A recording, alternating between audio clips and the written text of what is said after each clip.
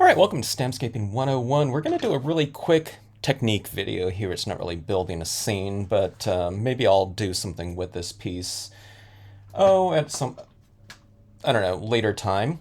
What I have here is a piece of photo paper. You can be doing this on a piece of white photo paper. I happen to have some cloud background textures printed on here.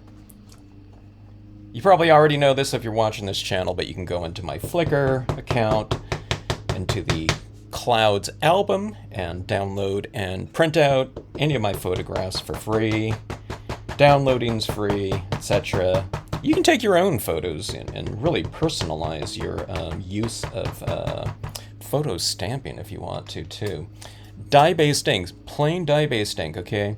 I'm going to be using some alcohol inks over the top of my prints, but you don't have to do that. But if you're going to be coloring with alcohol, of course you want to use like a water-based type of ink as opposed to like an oil-based or solvent-based coloring medium, just so they don't smear.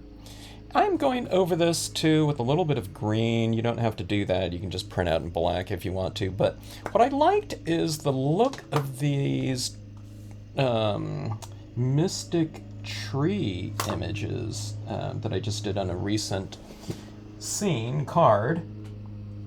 And I love the look of the colored versions of them. I've been using these just in the initial tests, more in the spirit of ink paintings, just kind of monochromatic, grayscale ink paintings. But I loved how these trees looked colored, okay? Now this is just one way to color them. When I'm coloring, I'm usually going for a lot of depth within, I don't know, a relatively small space, okay? To make things look more three-dimensional and varied in terms of their tone. This is the Mystic Trees left, and I don't mix it up. I could just do one of these two just as far as this technique video goes, but, since I might put this into a scene at a later date, why don't I put the left side, or the right side one on here as well. We'll make a little bit of a, kind of an inlet or something like that. These don't have to be around water, by the way. You can stamp a meadow in here too, or something like that, with green grasses, or anything you want. Photo paper, kind of hold down your stamp for a little bit longer, allowing that ink to transfer and to kind of adhere to your photo paper a little bit longer. Photo paper is not going to be absorbing media, so you have to kind of let it transfer. Okay, now if you use something like a StazOn, you don't want to hold it down for too long because StazOn dries fast and you lift it up, but that's another video. Okay, so we have our two impressions right here, okay? Now, I should probably let this dry a little bit. Sorry for the gardening noises from outside coming in. Hopefully you can bear with me if you can hear that. Got some weed whackers and the lawnmower going outside. Okay, 3 different versions of green. You don't have to have that. I would go with at least 2 different values, but see, these 3 different values here, light, a little bit darker. These 2 actually are about the same value here, but you go with like a light, medium, and dark or something like that. Okay. Now what I'm going to be doing on here is I don't work just, I don't know, one direction, light, medium, and dark, when I'm doing these types of alcohol ink applications on top of this type of media here, because you can kind of mix things around, because again, this media is not getting absorbed into the paper, just like the dye-based inks don't. I don't know of anything that really absorbs into the emulsion coating here. It kind of absorbs a little bit, but it's primarily surface-oriented, okay? Alright, but here's what I really like doing on these trees. Don't fill in all the gaps. Kind of stick around, roughly on your leaves. Don't worry about going over them over the image though, okay? Because that is not going to matter too much. But, you know, I don't want to fill in this whole thing like this big solid green around there, okay? Okay, bringing some of this down into this little area down below. I don't know, to me it's, if this is water down here, like I said, you don't have to make it water, but it's going to represent something like seaweed or something like that on those rocks, or algae or something, you know what I mean? Something like that. Okay, so this is a little bit more of an olivey looking green, a little bit warmer, darker, and brighter than that light colored green. You don't have to use these same exact greens. I just grabbed them. I have, I don't know, 8 other greens that I could have used, but these ones just happen to be the ones that I just grabbed right now. I'm going for, the thing is that you're going for variation here, okay? Okay, bring some of that down below. Maybe I will add in a little bit of brown tones down below. Here's a couple different values. And you notice I don't stick with like one value something. And we'll put these up into the trees like that. I'm bringing some of this down here into these rocks. It's not careful coloring, as you can see. It's not careful coloring, but I wouldn't call it like haphazard. And then we have our lighter tone of, oh, this is like a beige. This is called brownish gray. But see, you know, the alcohol inks can be blended around. So it's like I'm laying down some color just to, oh, it's almost like you're laying it down on a palette and then you're dipping into it and just kind of manipulating it, okay? Now, you know, these colors are really moving around for me because they've been freshly applied. I don't know if I can kind of mix these around as easily, at least, if I allow it to dry for, you know, a while, overnight or something like that. It might take a little bit longer for them to go back into solution like this, but like I said, these are pretty malleable applications right here. You can almost see this, you know, as like I'm using like a blender pen in terms of the technique here. Okay, so that is that. Here's some more of that same green that I applied. Now I'm going back into this and getting this into some of these other areas down here.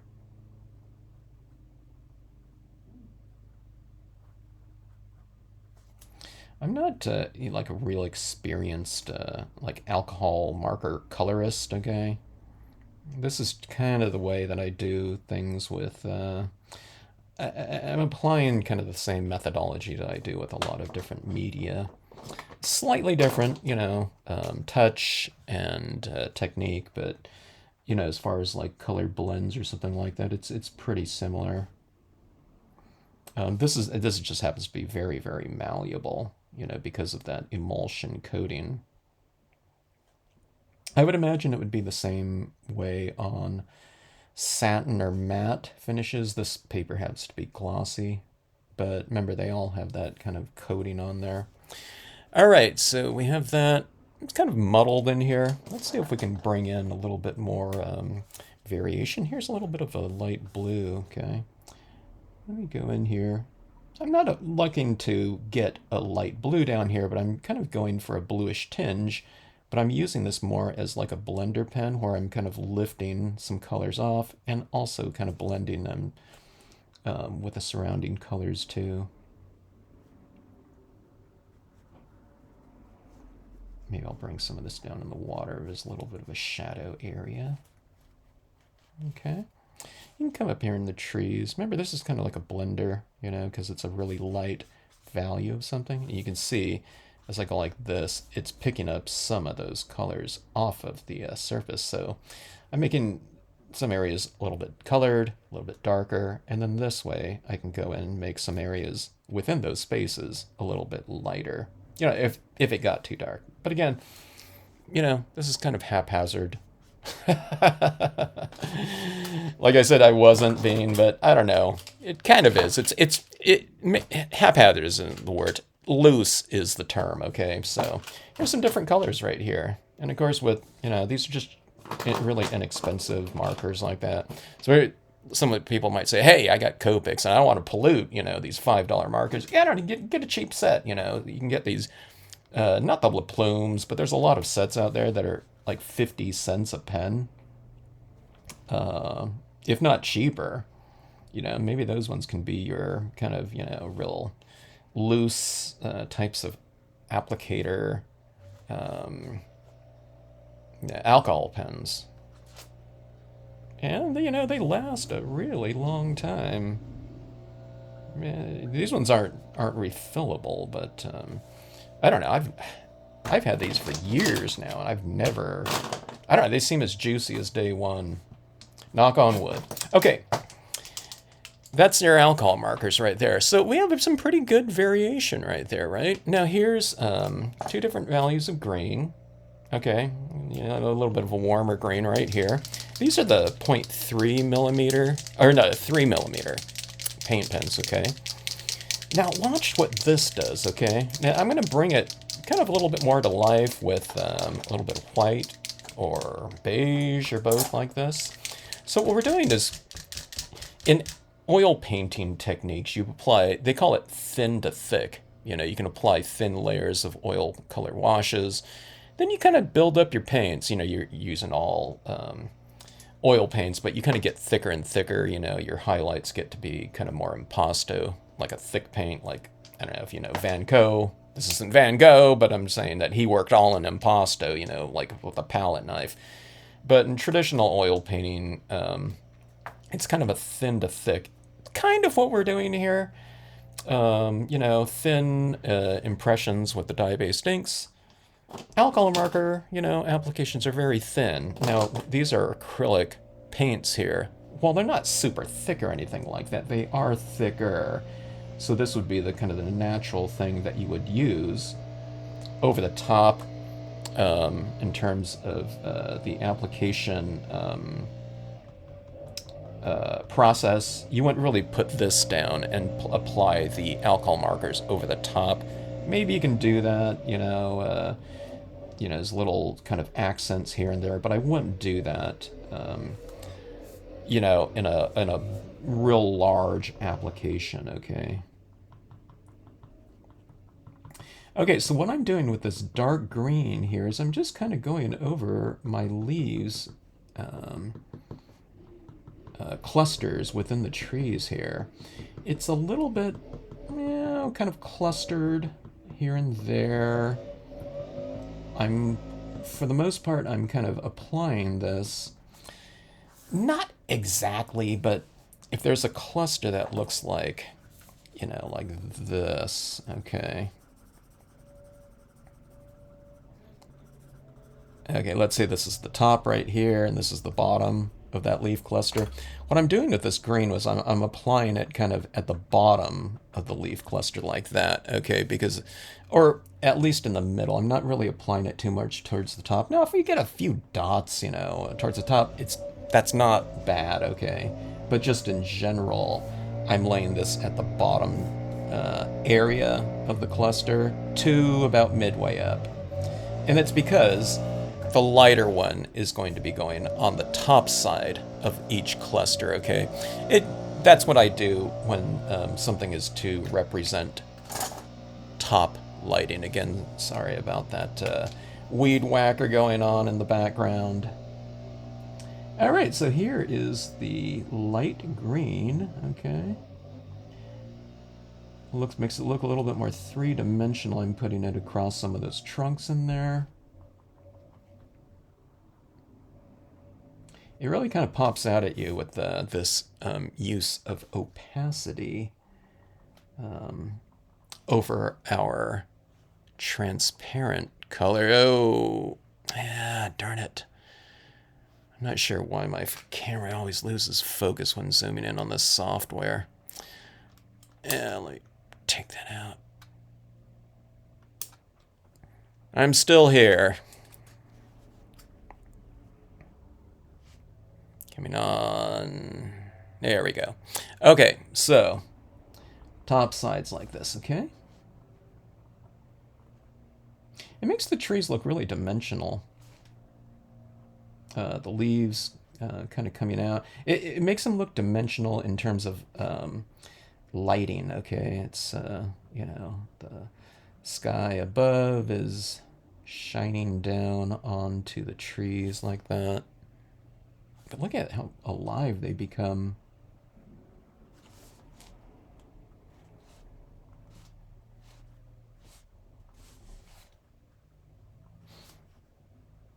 Yeah, there's some little bushes down here in the rocks.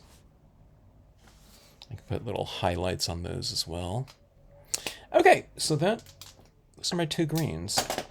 Now, what you can do is you can come in here. You can use your 3mm, but I'm going to go to my smaller 0.7mm extra fine tip pens. And let's start applying a little bit more fine tuning highlights to the scene. So these greens right here really represent some leaves kind of shimmering in there. And these types of smaller accents they're not really representing the leaves, but they're representing kind of like the highlights, just like these highlights on this pen right here, or green cap, and the highlights are that, reflected lighting within there, just like on the black here. Okay. All right, so these ones are going to go even more so on the top sides like this. This is a little bit of a beige color. I'm starting to use this a lot within my pieces. In addition to white, or sometimes white is a little bit too pronounced in areas, so I might use a lot of this very light beige tone, light peach, I don't know, whatever color it is. These pens aren't named in terms of their colors, nor are they numbered, so. All right, but this is the one that really kind of brings the pieces to life for me a lot. Down here in the rocks, okay, so I'm going to bring some of these down to my rocks, and you can see some of these rocks reflecting that same type of light that's coming from above. I won't go too extreme because I darken these rocks in quite a bit, so I'm not going to bring in too much. But see on these trunks right here, why not bring a little bit of lighting on these trunks? I'll kind of do it from the base and up like so. But when I get towards the trees, maybe I won't add highlights because these leaves are casting shadows down here. That's a little trick there. You just come from the base like this, and you come up and then just kind of taper those little highlights off like that. And you can come in here. There's little bits of the trunk kind of as well as branches within these forms. Sometimes I can't really see it, so I'm just kind of making it up as I go. But again, it makes the trees seem a little bit more dimensional that way. See that? See these little highlights down there like so? Okay, so that is the beige. Now let's go for the big highlight, which is this, but it's the small in size, but big in terms of contrast, because this is the lighter tone. It's not so much lighter than the beige, but well, I mean, you can tell visually. Hopefully you can see it on the screen there a little bit, but see these white little accents? That really brings things out, doesn't it?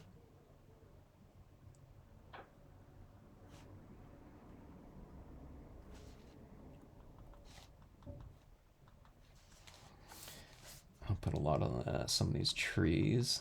Sometimes I put a little bit more on the interior edge of things just to kind of it pulls the viewer's eye, I think, towards the center in a very subtle way, but kind of lighter areas on things tend to draw the viewer's attention to the light, be it anywhere.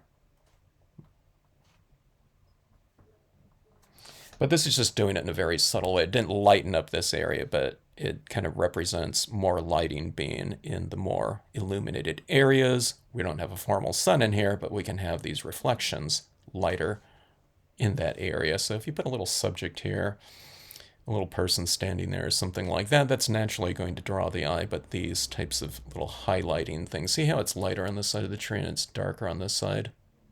You know, I don't think anyone's going to really notice that in a conscious way, but kind of in a, I don't know if it's subconscious way or whatever, but in a subtle way, it draws the viewer's eye that way. And on the trees here, I forgot to mention, on the left side of these trunks, on the right side of the page, I highlighted that side, and on the left side of the scene, I highlighted the right side. So again, it's kind of reiterating this lighting coming from within there, the interior of the scene.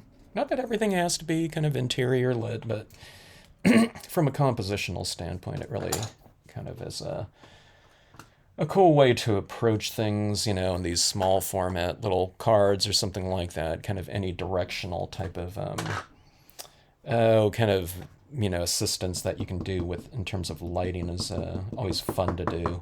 Okay, so a little bit of white pigment ink in here just to vary our trees a little bit more. We have a lot of texture going in here and changes in value and hue, you know, light and dark. A little bit of pigment ink on here, a very dry application. If this is the first time you've ever done this type of thing, very careful with your application of it. You want just to apply a very, see that hardly anything is coming off of this because I don't have a lot of ink on here to begin with, so it makes it very user friendly to use, and I don't get any kind of blobby types of applications. But do you see that little light that's kind of in there?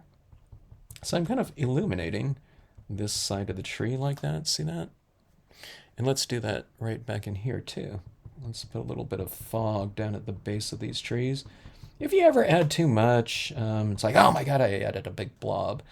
You know, in some of these areas, you can go back in with your alcohol or pen or something like that, or especially the paint pens will go right over this alcohol ink, no problem.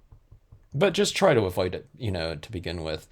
Apply it like you're applying like a fine, you know, application, very thin application of powder. Sometimes I make the analogy of pretend like you're, you know, you get a little toddler and they're going out for trick-or-treating or something like that, or, you know, they're getting, you know, some makeup put on them, okay, on their face, like cold pack cream or something like that.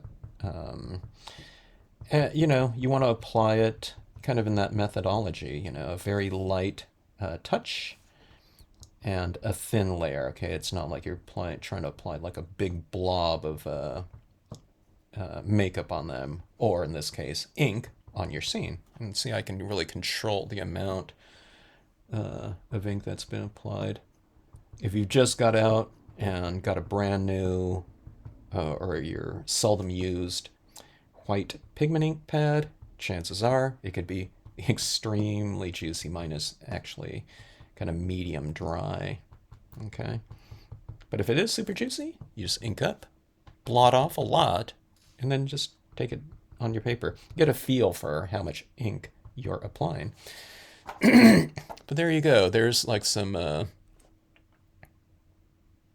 of real watercolory looking applications of color to these trees here, and it gives you this really, I think, really nice looking, vibrant, alive, three-dimensional looking impressions of your mystic trees left and right like that. It's in the Mystic Hills too, those smaller trees on there, but we can make a really good looking, really vibrant, I don't know, whatever, three-dimensional landscape as opposed to kind of the more monochromatic, you know, kind of minimal looking applications that are also cool with these types of mystic images. Okay, thanks for watching. Hope you enjoyed it. If you have any questions, drop me a note in the comment section. If you like these videos, hope you like, share, and subscribe to the channel.